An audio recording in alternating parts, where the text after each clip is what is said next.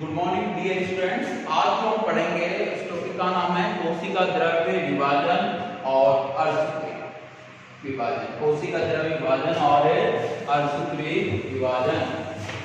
कोशिका द्रव्य विभाजन और अर्धसूत्री विभाजन, ठीक है, इनको पढ़ेंगे। कोशिका द्रव्य विभाजन, कोशिका द्रव्य विभाजन एवं अर्धसूत्री विभाजन एवं अर्धसूत्री विभाजन, ठीक है, ये पढ़ेंगे। साइटोकाइनेसिस एंड मियोसिस,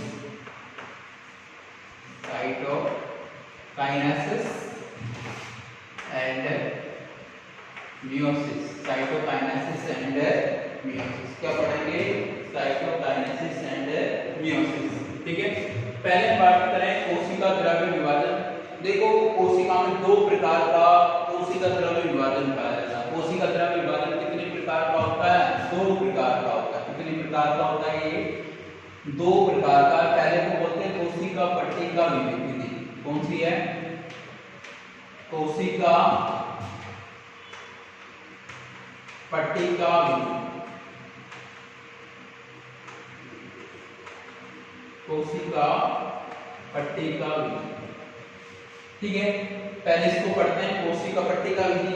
देखो, इस प्रकार का कोशिका द्रव्य विभाजन पादप कोशिकाओं में पाया जाता है। कौन सी कोशिकाओं में पाया जाता है? पादप कोशिकाओं।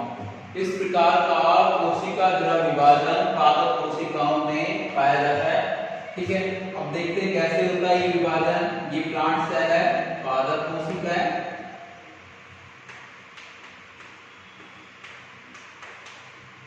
पादप कोशिका है,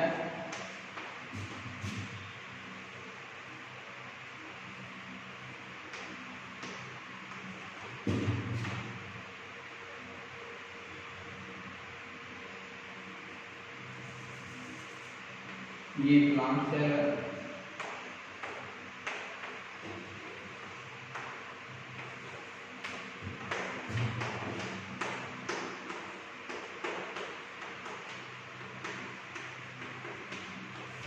देखो यानी हम कोशिका द्रव्य विभाजन पढ़ना है, उसके पहले ये कोशिका पट्टिका विधि। देखो, इस विधि के द्वारा पादप कोशिकाओं में कोशिका द्रव्य का विभाजन होता है। इस विधि के द्वारा पादप कोशिकाओं में कोशिका द्रव्य का विभाजन होता है। देखो, सबसे पहले जो पादप कोशिका है, सबसे पहले जो पादप कोशिका है उसके मध्य में, यानी बीच में, सबसे पहले पादप कोशिका है, उसके मध्य में एक पट्टिका संरचना बन जाती है और दो केंद्रकों का निर्माण होता है। सबसे पहले क्या होता है कि जो पादप कोशिका जो होती है उसके मध्य में मध्य पट्टिका कोशिका पट्टिका बन जाती है और दो केंद्रकों का निर्माण हो जाती है। जब इस कोशिका पट्टिका की लंबाई बढ़ जाती है तो जो मात्र कोशिका है उसके द्वारा दो संतति कोशिकाओं का निर्माण हो जाता है, अर्थात दो नई कोशिकाओं का निर्माण हो जाता है। कितनी? दो नई कोशिकाओं का निर्माण हो जाता है।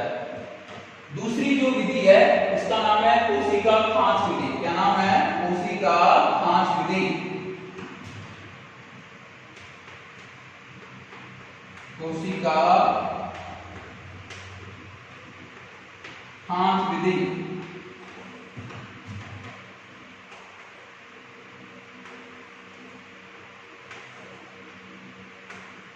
कोशिका खांच विधि।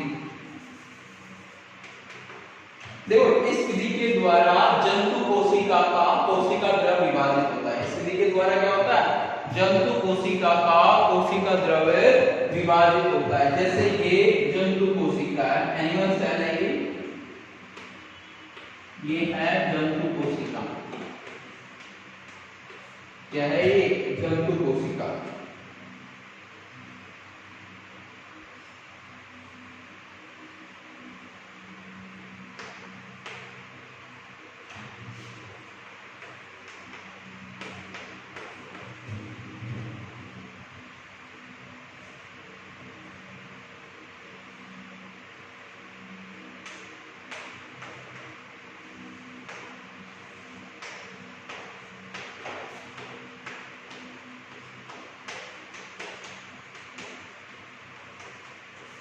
देखो इस विधि के द्वारा क्या होता है, जंतु कोशिका के कोशिका द्रव्य का विभाजन होता है।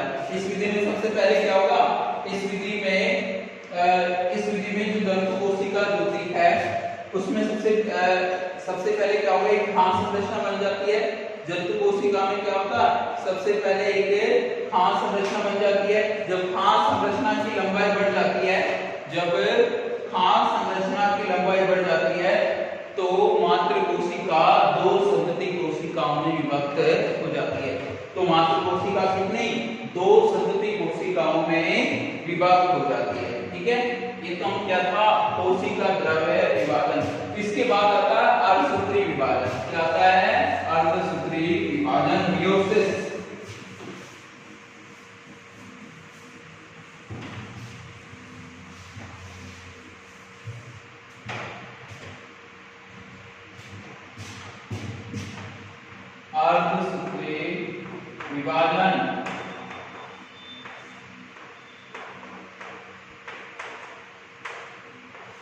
अर्धसूत्री विभाजन मियोसिस। ठीक है, देखो अर्धसूत्री विभाजन दो प्रकार का है। अर्धसूत्री विभाजन फर्स्ट,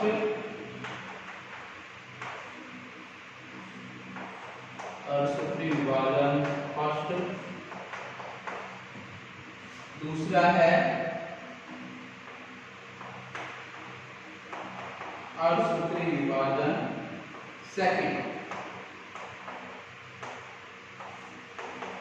ठीक है, पहले पढ़ते हैं अर्धसूत्री विभाजन फर्स्ट के बारे में। इसको कुछ भागों में बांटा गया है। पूर्व अवस्था फर्स्ट, फिर मध्यावस्था फर्स्ट, पश्चावस्था फर्स्ट,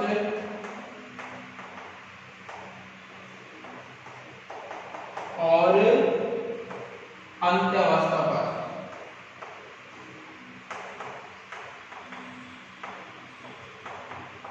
ठीक है, ऐसे ही अर्धसूत्री विभाजन सेकंड को कुछ भागों में बांटा गया है। इसको बोलते हैं पूर्व अवस्था,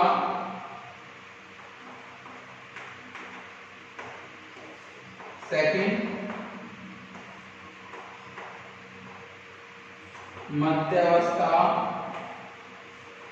सेकंड, और इसके बाद है पश्चावस्था सेकंड, और इसके आगे है अंत्यावस्था सेकंड। क्या है, अंत्यावस्था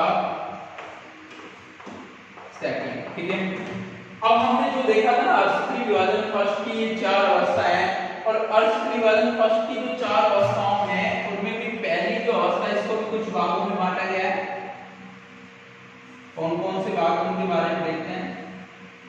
पहली जो इसकी अवस्था है लैक्टोटीन, पहली कौन सी है, लैक्टोटीन। दूसरी है जाइगोटीन,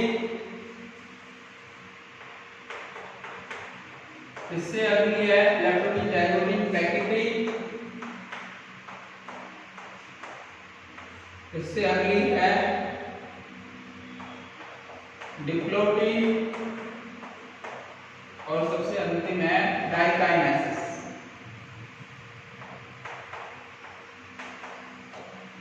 डाइकाइनेसिस। ठीक है, देखो हम बात करें थे अर्धसूत्री विभाजन। देखो अर्धसूत्री विभाजन का मतलब क्या होगा, जब किसी मात्र कोशिका से उत्पन्न हुई संतति कोशिकाओं में गुणसूत्रों की संख्या, जब किसी मात्र कोशिका से उत्पन्न हुई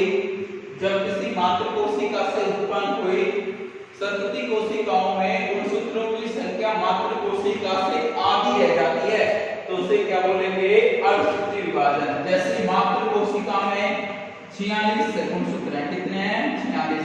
इससे दो कोशिकाएं बन गई और इनमें गुणसूत्रों की संख्या कितनी रहेगी, 23, यानी 23 रह गई। तो इसको क्या बोलेंगे हम, अर्धसूत्री विभाजन। ये मातृ कोशिका है, इनको बोलेंगे संतति कोशिकाएं।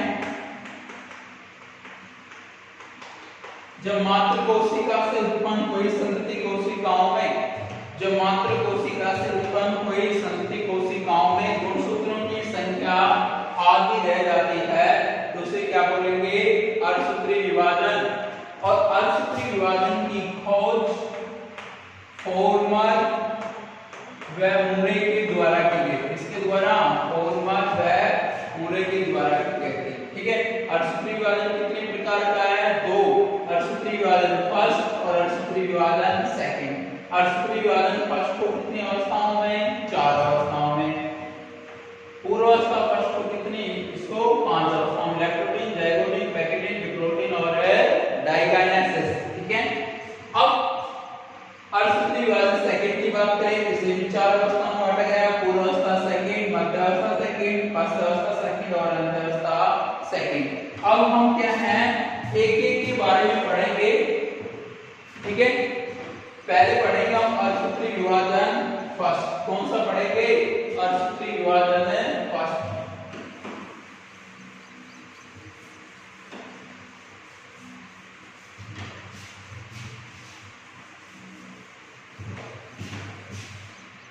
अर्धसूत्री विभाजन फर्स्ट।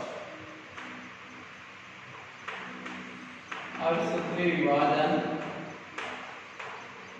फर्स्ट।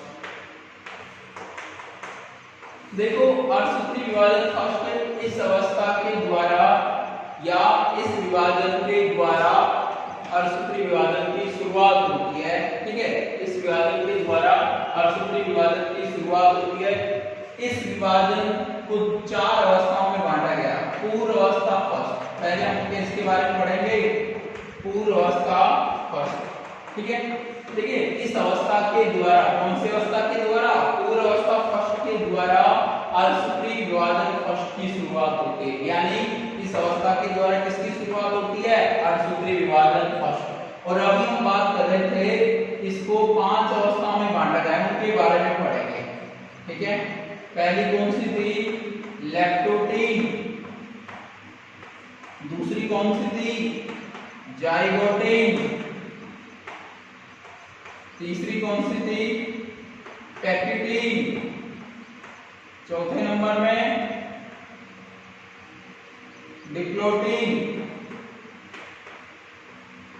और अगली है डाइकाइनेसिस। डाइकाइनेसिस। ठीक है। एक पहले पढ़ते हैं लैक्टोटीन। पहले कौन सी पढ़ते हैं? लैक्टोटीन। ये क्या है? सेल है।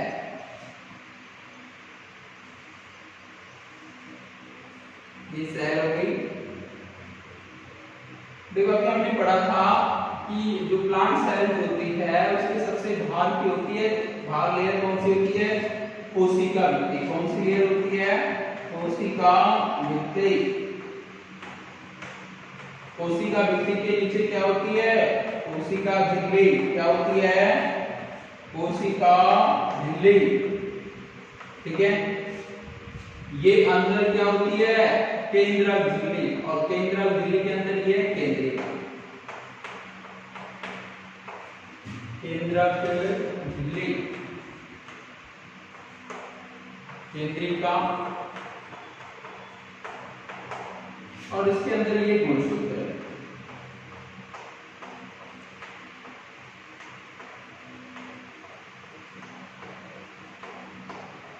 क्या है ये?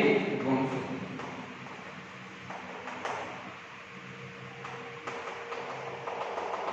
देखो, ये जो गुणसूत्र होते हैं इन पर वर्ण कणिकाएं पाई जाती हैं, ऐसे डॉट डॉट संरचनाएं पाई जाती हैं। गुणसूत्रों पर क्या पाई जाती हैं? वर्ण कणिकाएं पाई जाती हैं। क्या पाई जाती हैं? वर्ण कणिकाएं। वर्ण कणिकाएं पाई जाती हैं। क्या पाई जाती हैं? वर्ण कणिकाएं पाई जाती हैं। क्या पाई जाती हैं? वर्ण कणिकाएं।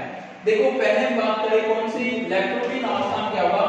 इस अवस्था में क्या होगा कि जो गुणसूत्र होते हैं कोशिका में वो मोटे और समृद्ध हो जाते हैं, गहरे रंग के हो जाते हैं। इस अवस्था में क्या होगा? कोशिका में जो गुणसूत्र होते हैं, इस अवस्था में क्या होगा? कोशिका में जो गुणसूत्र होते हैं वो मोटे व समृद्ध हो जाते हैं। क्या हो जाते हैं?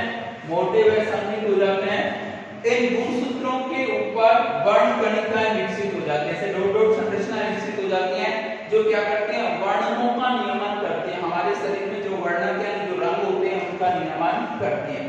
पहली कौन सी अवस्था है, लैक्टोटिन। इस अवस्था में क्या होगा कि गुणसूत्र मोटे और संघनित यानी गहरे रंग के हो जाते हैं। गुणसूत्रों पर वर्ण कणिकाएं बन जाती है जो क्या करते हैं, हमारे शरीर के वर्णों का नियमन करती हैं। ठीक है, लैक्टोटिन में तो ये हुआ। अब हम बात करते हैं दूसरी है जाइगोटिन।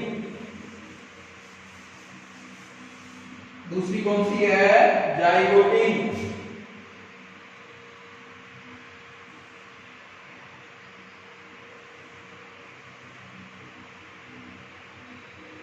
देखते हैं इस अवस्था में क्या होगा।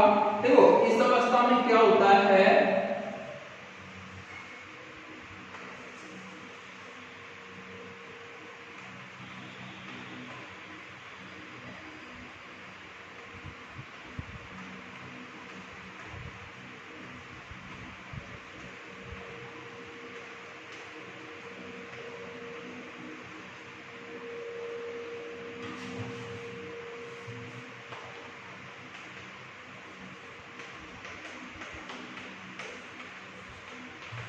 देखो कौन सी है, लैक्टोटिन के बाद जाइगोटिन। देखो इस अवस्था में क्या होगा कि जो समजात गुणसूत्र होते हैं, इस अवस्था में क्या होगा कि जो समजात गुणसूत्र होते हैं उनके जोड़े बन जाते हैं। इस अवस्था में समजात गुणसूत्रों के जोड़े बन जाते हैं, किसके लिए, जीन विनिमय के लिए, यानी जीनों के आदान प्रदान के लिए। इस अवस्था में क्या होगा कि जो समजात गुणसूत्र होते हैं उनके जोड़े बन जाते हैं, किसके लिए, जीन विनिमय के लिए। ठीक है, और वर्ण कणिकाएं हो है वो धीरे धीरे डिसअपीयर, गायब होने लगते हैं। ठीक है, दूसरी कौन सी थी, जाइगोटिन। जाइगोटिन अवस्था में क्या होगा, इस अवस्था में क्या होगा कि समजात जो गुणसूत्र होते हैं उनके जोड़े बन जाते हैं। क्यों, जीन विनिमय के लिए, अर्थात जीनों के आदान प्रदान के लिए। किसके लिए, जीनों के आदान प्रदान के लिए। ठीक है, तीसरी अवस्था है पैकेटिन। इस अवस्था में क्या होगा देखते हैं।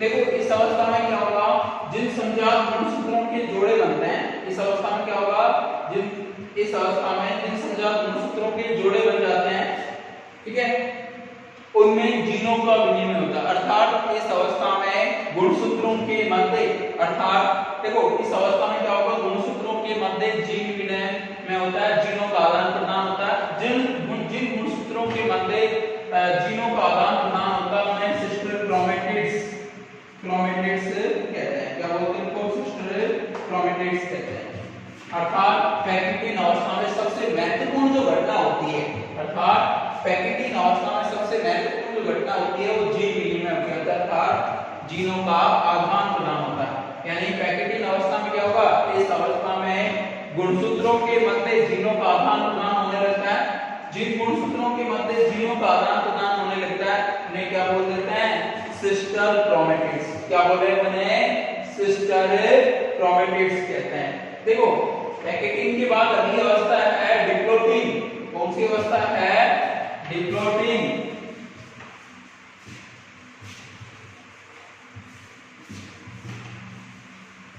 पैकेटिन के बाद है डिप्लोटिन।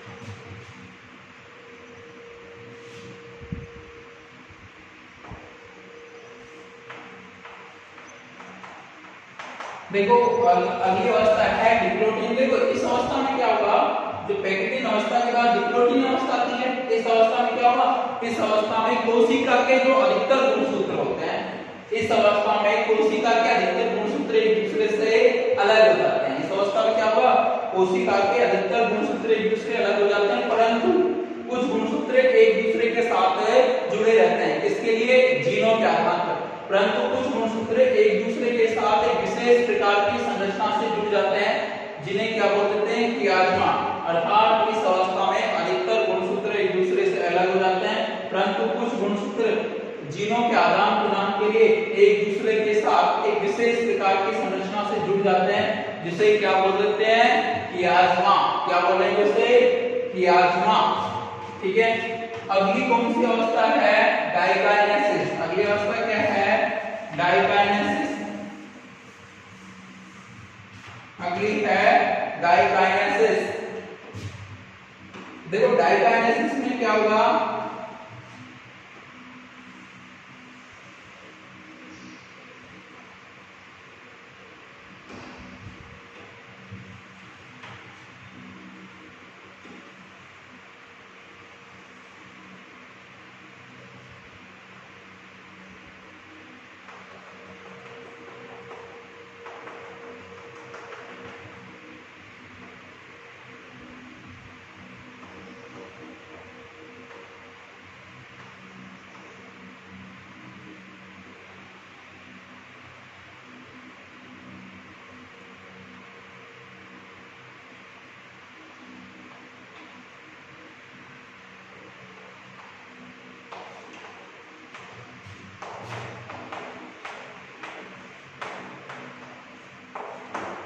देखो अगली है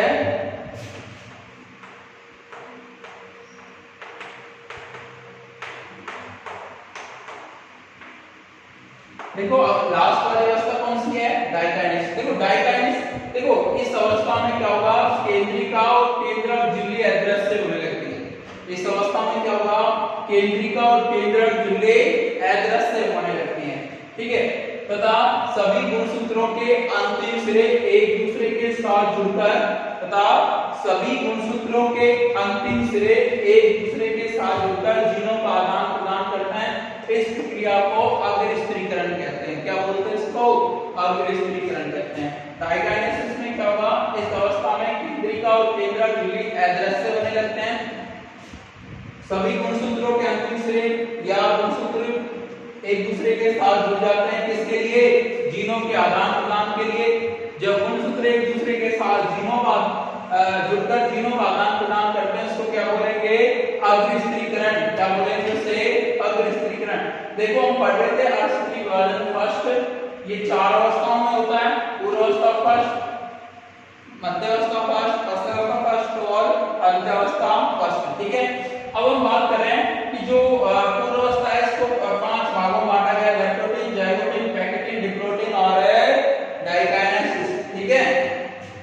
देखो हम बात कर रहे हैं कि जो लैक्टोटिन में तो क्या होगा, गुणसूत्र मोटे और संघनित हो जाएंगे और उन पर क्या बन जाती थी, वर्णकणिकाएं। और वर्णकणिकाएं क्या करती हैं, शरीर में वर्णकों का नियमन करती हैं। क्या करती है, शरीर में वर्णकों का नियमन करती हैं।